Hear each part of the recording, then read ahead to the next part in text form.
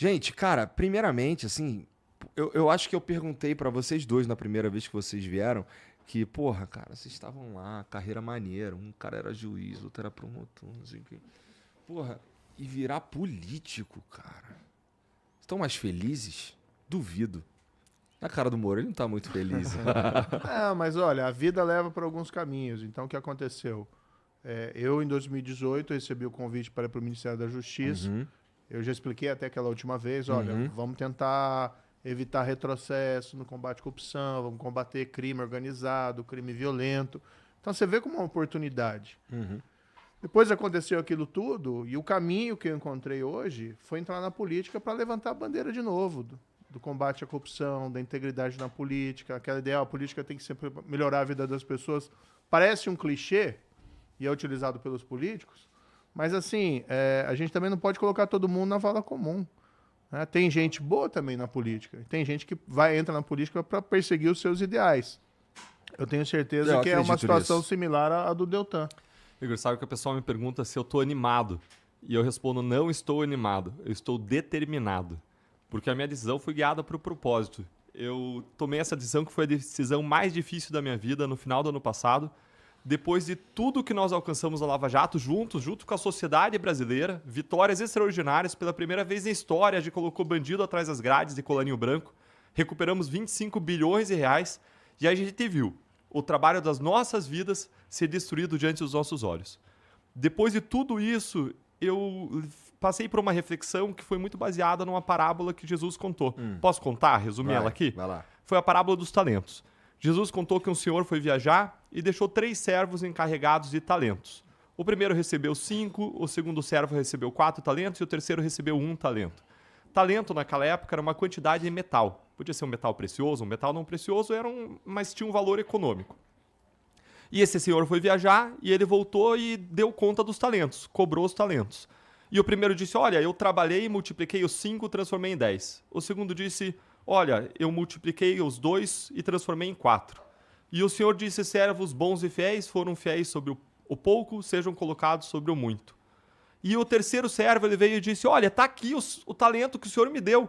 Eu fiquei com medo, porque eu sei que o senhor é um senhor severo, eu enterrei esse talento, e agora está aqui ele inteirinho de volta. Ou 1 talento que o senhor me deu de volta. E aquele senhor, na parábola que Jesus conta, diz, servo mau e servo negligente. Servo inútil, seja jogado onde há choro e ranger de dentes, nas trevas. Essa mensagem é pesada. Ela traz 2 princípios centrais. O primeiro princípio é, nós somos responsáveis pelo modo como nós usamos os talentos que Deus nos deu, ou, se você preferir, que a vida nos deu. E a questão que aparece aqui é como você tem usado os seus talentos na vida. O segundo princípio que eu extraio dessa parábola, dessa história, é de que nós devemos estar dispostos a tomar decisões de risco, a dar passos de fé, para usar bem os talentos que Deus colocou nas nossas mãos.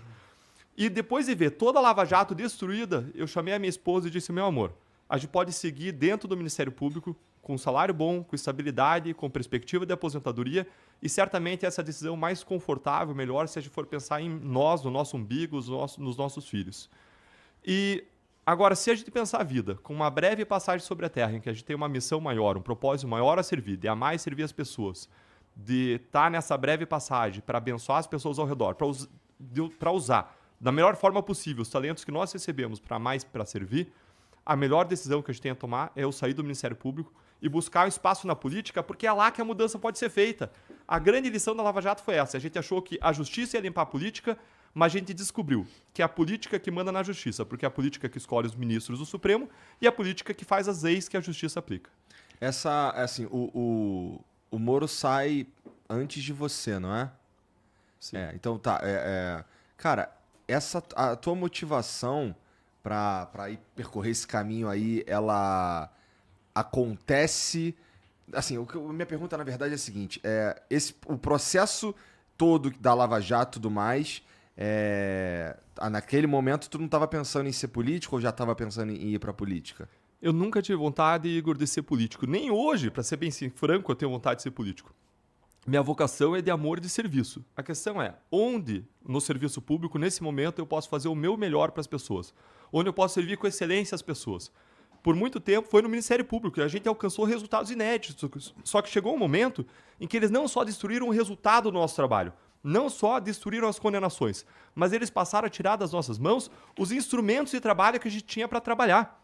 Acabou com a prisão em segunda instância, em decisão do Supremo em 2019. E hoje, se a pessoa é condenada em primeira instância, ela não vai para a cadeia. Oferece uma série de recursos. Em segunda instância, não vai para a cadeia. Vai para a terceira, mais muitos anos. É condenada de novo, confirmada a condenação e não vai para a cadeia. Mais muitos anos, é confirmada a condenação numa quarta instância e a pessoa também não vai para a cadeia porque demorou tanto que acontece a prescrição, que é o cancelamento do crime porque demorou muito tempo o processo na justiça. E mais, o Congresso Nacional derrubou um outro instrumento. Assim, É que eu acho assim, você tem que entender o seguinte, a gente fez a nossa parte.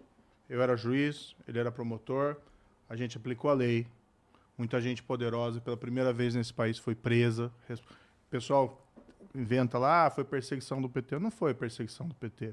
Teve gente de vários partidos, PP, teve do próprio Eduardo Cunha, do PMDB, teve também gente do PT, mas porque era o governo federal, a administração pública federal, daqueles governos que estava contaminada. Quando foi investigar governos estaduais, como por exemplo lá no Rio de Janeiro, também teve resultados, como o Sérgio Cabral. Agora, a gente fez a nossa parte, só que a gente esperava que o sistema político, diante daqueles escândalos de corrupção, ele iria fazer a parte dele. Ou seja,